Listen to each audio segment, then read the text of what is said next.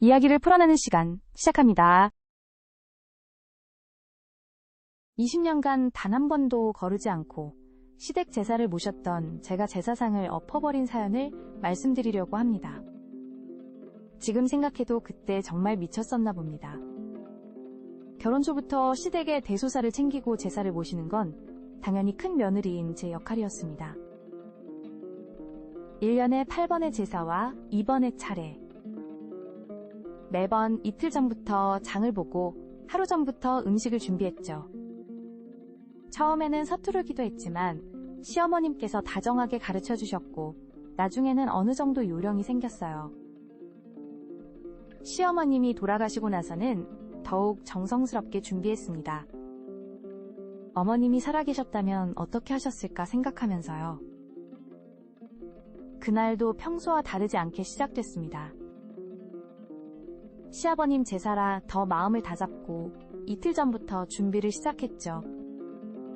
장을 보고 전을 붙이고 나무를 묻히고 20년 동안 해온 일이라 손에 익었지만 매번 떨리는 마음은 그대로였어요. 시동생 내외와 조카들도 오기로 했습니다. 큰 시동생네는 전날 밤에 도착해서 우리 집에 머물기로 했고 작은 시동생네는 당일 오전에 온다고 연락이 왔죠. 저는 손님 맞이 준비까지 해가며 새벽부터 바삐 움직였습니다. 그런데 아침부터 뭔가 분위기가 이상했어요. 큰 시동생은 거실 소파에 앉아 스마트폰만 보면서 어머 오늘 날씨가 왜 이렇게 흐리지?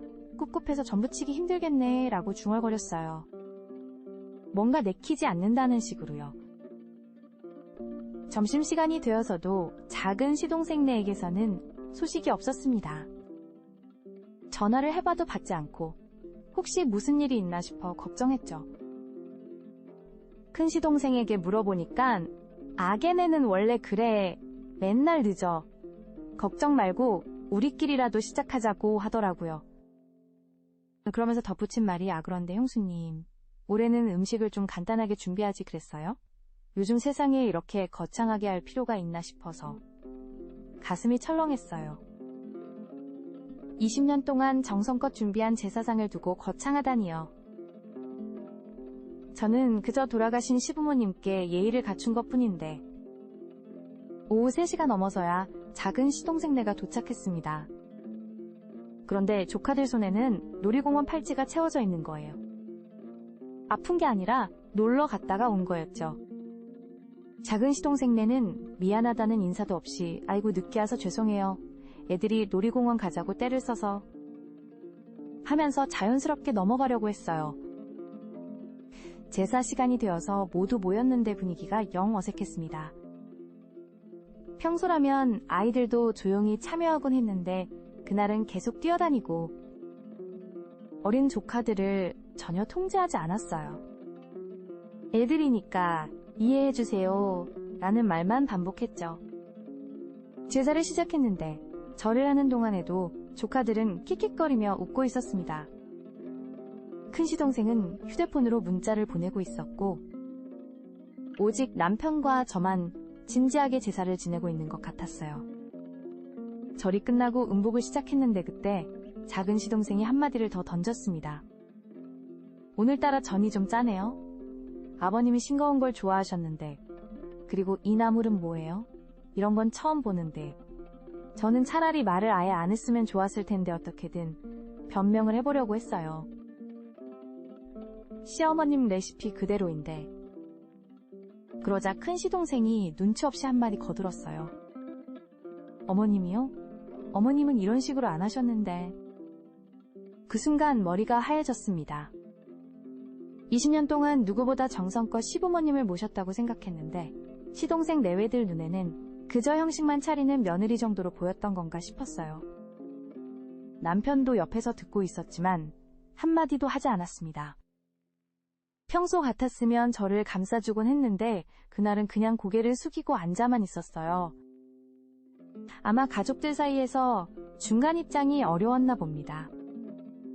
그때 작은 시동생이 시계를 보더니 우리도 이제 갈게요. 오늘 저녁에 처가 일정이 있어서 하는 거예요. 제사 음식도 제대로 먹지 않고 그냥 가겠다는 말이었죠. 순간 무언가가 확 치밀어 올랐습니다. 20년. 그 긴 세월 동안 수없이 참아왔던 마음들이 한꺼번에 폭발하는 것 같았어요.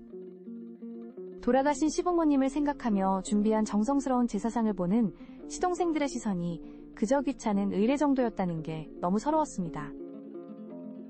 그래서 그랬나 봅니다.